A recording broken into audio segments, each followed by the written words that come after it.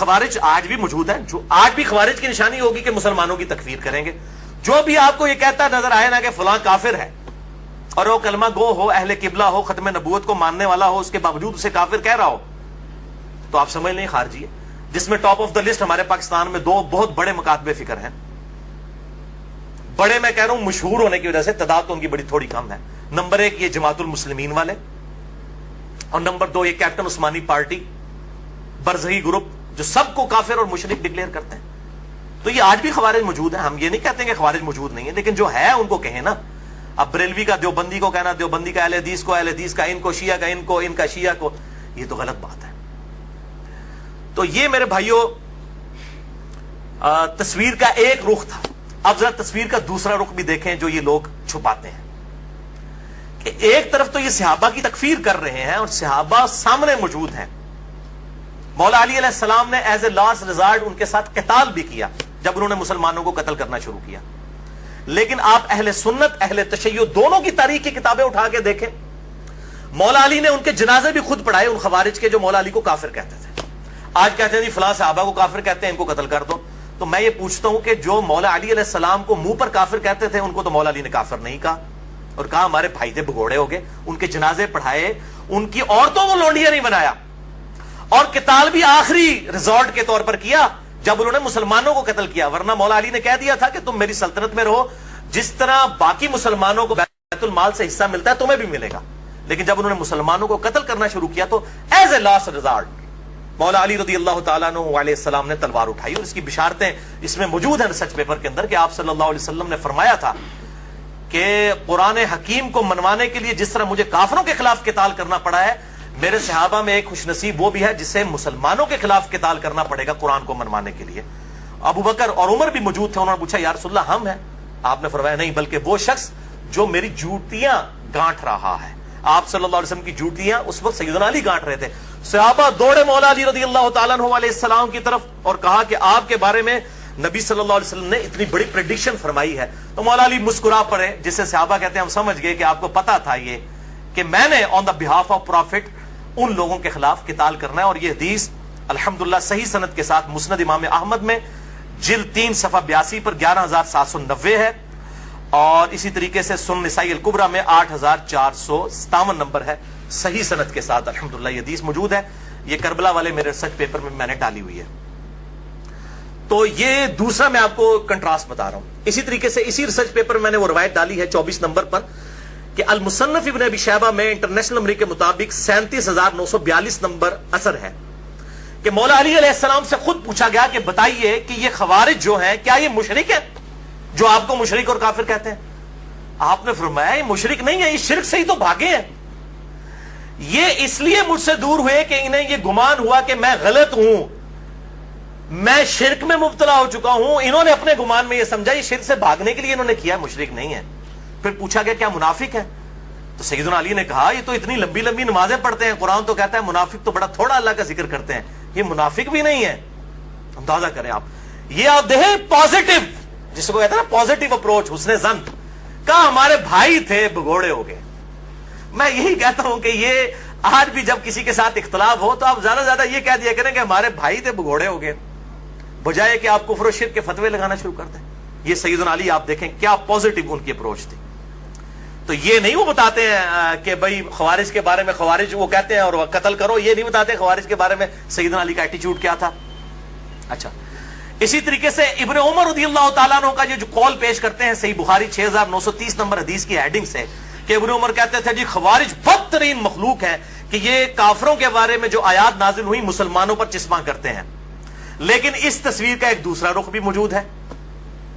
वो इंडिया में एक वो झूठा इंसान आजकल इन्होंने उठाया बरेलवियों ने, फारूक रिजवी, वो रवायतें अजीब व गरीब इकट्ठी कर करके तो बयान कर रहा होता है। ये फारूक रिजवी को भी मैं ये इल्मी तौर पर जवाब दे रहा हूं, एंटी वैनम, कि मेरे भाई इसको भी पढ़, ये भी चीजें मौजूद हैं कि इब्न उमर का अगर वो कॉल है ना खवारिज के बारे में तो ये भी मौजूद है, जो मैंने अपने इस रिसर्च पेपर में वाकया करबला का हकीकी पस मंजर 72 सहीहुल इस्नाद हदीस की रोशनी में 24 नंबर पे डाला है।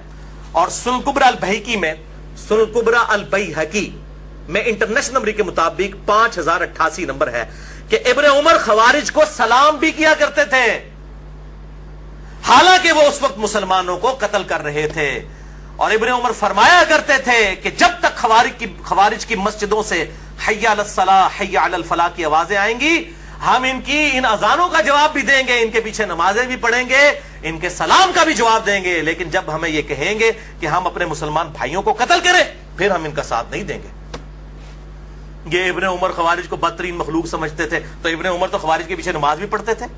کیا یہ بریلوی مکتبہ فکر کے لوگ، خصوصاً یہ فاروق رضوی جو پارٹی ہے، یہ تو لیکچر ریکارڈ کروا رہا ہوتا ہے کہ امام کعبہ کے پیچھے نماز نہیں ہوتی ہے، اور ابن عمر خوارج کے تو یہ تو خارجی ہیں۔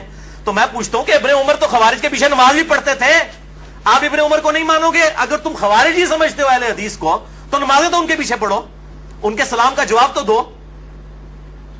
اور پھر جعلی روایتیں بیان کرتا ہے، کہتا ہے جی، اور حوالہ تو پیش نہیں کرتے نا، سامنے بھی سارے وہ بٹ قسم کے لوگ بیٹھے ہوتے ہیں، ان کو بھی سمجھ نہیں آتی کہ ان سے پوچھیں کہ بھئی یہ کہاں سے بات بیان کر رہے ہو۔ کہتا ہے جی مولا علی علیہ السلام کو نبی صلی اللہ علیہ وسلم نے کہا تھا کہ علی ایک زمانہ آئے گا کہ جو ہے وہ اس طریقے سے مسلمانوں کے خلیفہ کو محصور کر دیا جائے گا، تم اس وقت ان کے پیچھے نمازیں نہ پڑھنا بلکہ تم گھر میں نماز پڑھنا۔ وہ کیڑی کتاب لکھی ہے حدیث؟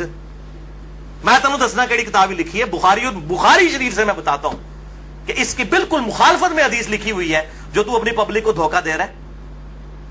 صحیح بخاری میں انٹرنیشنل نمبر کے مطابق 694 نمبر روایت ہے کہ نبی صلی اللہ علیہ وسلم نے فرمایا کہ امام تمہیں نمازیں پڑھاتے ہیں، اگر وہ صحیح نماز پڑھائیں گے تمہیں تمہارا ثواب پورا ملے گا اور ان کو بھی ملے گا، اور اگر وہ تمہیں غلط نمازیں پڑھائیں گے تو تمہیں ثواب پورا مل جائے گا، ان اماموں کی غلطیوں کا وبال انہی پر ہوگا۔ یہ اکثر مجھے لوگ پوچھ رہے ہوتے ہیں کہ جی بریلوی اور دیوبندی امام رفع الیدین نہیں کرتے تو غلط نماز پڑھ رہے ہوتے ہیں، تو ان کے پیچھے ہم نماز پڑھ لیا کریں۔ بھئی بیسک نماز کی سٹرکچر تو سب کی ایک ہی ہے، قیام کے بعد رکوع کے بعد کھڑا ہونا، ہر رکعت میں 2 سجدے، 2 سجدوں کے درمیان بیٹھنا، 2 رکعتوں کے بعد تشہد کرنا اور 4 کے بعد سلام پھیر دینا، یہ بیسک سٹرکچر تو سب کی سیم ہے۔ باقی رفع الیدین والا ایشو ہے، تو اگر امام رفع الیدین نہیں کرتا آپ ضرور سنت کے مطابق رفع الیدین کریں، آپ کی نماز ہو جائے گی، امام کی غلطی کا وبال اسی پر ہوگا۔ اسی طریقے سے فاتحہ خلف الامام کے لیے اگر کوئی امام وقفہ نہیں دیتا قرات کرنے کے بعد رکوع سے پہلے کہ مقتدی بھی قرآن پڑھ لیں سورۃ الفاتحہ، تو اس کی غلطی کا وبال اس پہ ہے۔ آپ نے سورۃ الفاتحہ پڑھنا ہے کیونکہ اس کے بغیر نماز نہیں ہوتی۔ مسئلہ نمبر 84 میرا سن لیجیے اہل سنت پاک .com پہ۔ تو یہ ابن عمر رضی اللہ تعالیٰ عنہ کے بارے میں روایت وہ والی بیان نہیں کریں گے، وہ خوارج کے پیچھے نمازیں پڑھتے تھے، ان کو سلام کرتے تھے، اور صحیح بخاری کی 694 نمبر حدیث اور اگلی 695 نمبر حدیث، میں کہتا ہوں یہ دونوں کڑوی گولیاں ہیں ان مولویوں کے لیے، اور یہ ساروں کے لیے، بریلوی، دیوبندی، اہل حدیث، شیعہ، جو سب اس قسم کے فتوے دیتے ہیں نا کہ ایک دوسرے کے پیچھے نماز نہیں ہوتی ہے، ان کے لیے یہ کڑوی گولیاں ہیں۔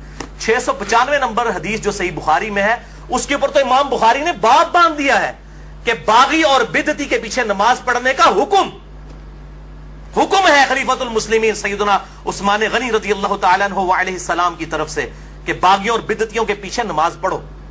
امام بخاری نے باب باندھا، اور پہلے تعلیقاً روایت حسن بصری کا قول لے کر آئے تابعی رضی اللہ تعالیٰ عنہ علیہ السلام، المتوفى 110 ہجری، کہ حسن بصری کہتے ہیں جو بخاری اور مسلم کے راوی ہیں کہ بدعتی امام کے پیچھے نماز پڑھ لے اس کی بدعت کا وبال اسی پر ہوگا۔ اور پھر نیچے روایت لے کر آئے امام بخاری 695 نمبر صحیح بخاری میں، جو مولویوں کے گلے سے نیچے نہیں اترتی، کہ سیدنا عثمان غنی رضی اللہ تعالیٰ عنہ کو جب باغیوں نے محصور کر لیا، مسجد میں آنے پر پابندی لگا دی ان کے دور خلافت میں، لوگ حاضر ہوئے، کہا اے امیر المومنین ہمارے امام تو آپ ہیں، اور یہ فتنوں کا امام، بدعتی امام مسجد پر قابض ہے اور نمازیں پڑھاتا ہے، ہمیں اندیشہ ہے کہ ہم کہیں گناہ گار نہ ہو جائے ان کے پیچھے نماز پڑھ کے۔ تو سیدنا عثمان نے یہ نہیں کہا اپنی 1.5 اینٹ کی مسجد لادہ بنا لو، حالانکہ سب سے بڑی چیز ان کی سٹیک پہ لگی ہوئی تھی خلافت۔ سیدنا عثمان نے کہا کہ نماز ہی تو مسلمانوں میں ایک نیکی کا کام ہے، تم انہی کے پیچھے نمازیں پڑھا کرو، جب تک یہ نیکی کا کام کرے ان کا ساتھ دو، جب برائی کرے ان سے الگ ہو جاؤ، نمازیں ان کے پیچھے ہی پڑھو۔ اس سے بڑی کون سی بدعت ہوگی؟ وہ کہتے ہیں جی کوئی چھوٹی بدعت ہوتی ہے، کوئی بڑی بدعت، بھئی سب سے بڑی بدعت خلیفۃ المسلمین کے خلاف خروج کرنا ہے۔ یہ جو آپ حدیث پڑھتے ہیں نا کہ کل بدعۃ ضلالہ وکل ضلالۃ فی النار، اس کو آپ ذرا پورا پڑھیں ابو داؤد، ترمذی، ابن ماجہ سے، کہ میرے بعد تم بہت اختلاف دیکھو گے، علیکم بسنتی وسنت الخلفاء الراشدین المہدیین، اس وقت میری سنت اور میرے خلفاء راشدین کی سنت کو لازم پکڑ لینا، اور دین میں نئی نئی بدعتوں سے بچنا، ہر بدعت گمراہی ہے اور ہر گمراہی دوزخ میں لے جانے والی ہے۔ पर्टिकुलरली खुलफाए राशिदीन के खिलाफ खुरूज को नबी सल्लल्लाहु अलैहि वसल्लम ने बिदअत कहा है। और वो 5 हैं खुलफाए राशिदीन, अबू बकर, उमर, उस्मान, अली, हसन इब्न अली रदियल्लाहु अन्हुम अजमईन व अलैहिस्सलाम। मैंने इसमें बताया वो 30 साल तक खिलाफत है। तो सैयदना उस्मान के खिलाफ जो खड़े हुए वो तो बिदअत कुबरा करने वाले लोग थे। और ये तो झूठा प्रोपेगेंडा भी किया जी वो यहूदी पार्टी थी, कोई अब्दुल्ला इब्न सबा पार्टी थी। अब्दुल्ला इब्न सबा पार्टी थी तो चले, अगर for the sake of argument आपका झूठ मान लें तो फिर तो यहूदियों के पीछे नमाज पढ़ने का सैयदना उस्मान ने कह दिया। चलो हाँ, वोट फकीलाब कीजिए, यहूदी सुनो, मुसलमान थे, तावील की गलती लगी हुई थी उनको। उनके सरगना मोहम्मद बिन अबी बकर सैयदना अबू बकर के बेटे थे। बाद में खैर वो पीछे हट गए, वो एक्सट्रीम तक नहीं गए, शहादत में वो शामिल नहीं है, मुसलमान थे। मसला नंबर 116-20 सुन लीजिए मेरा, कि सैयदना उस्मान की शहादत की असल वजह क्या थी। बस उनकी कुछ पॉलिसीज ऐसी थी जिनकी वजह से सहाबा को उनसे इख्तलाफ हो गया था, और वो इख्तलाफ फिर एक खास दर्जे को तजावुज कर गया, हत्ता कि सैयदना उस्मान रदियल्लाहु ताला अन्हु व अलैहिस्सलाम को मजलूमन शहीद कर दिया गया।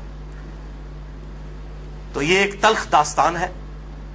तो मैं बता रहा हूं कि सैयदना उस्मान की लाइफ स्टेक पे लगी हुई थी, फिर भी वो कह रहे हैं नमाजें इनके पीछे पढ़ो, और ये कहते हैं इमाम काबा के पीछे नमाज ना पढ़ो, फलां के पीछे नमाज ना पढ़ो, फलां के पीछे। ये फारूक रिजवी साहब को मैं बता रहा हूं कि मेरे भाई ये रवायतें बुखारी से पढ़ के सुनाओ, और जो तू जाली रवायतें भाई बयान कर रहा है ना कि जी मौला अली को नबी सल्लल्लाहु अलैहि वसल्लम ने कहा कि घर में ही नमाज पढ़ना, वो केड़ी किताब ही लिखी पाई, कट बार सुन सुना के सुन्नी टुन्नी, सुन्नी असियां बुकिश मुसलमान किताबों सुन्नत के दलाइल पेश करते हैं, टुन किया हुआ अपनी पब्लिक को, कोई रेफरेंस पेश नहीं करते हैं। तो मैं कहता हूं सुन्नी बनो, टुन्नी ना बनो।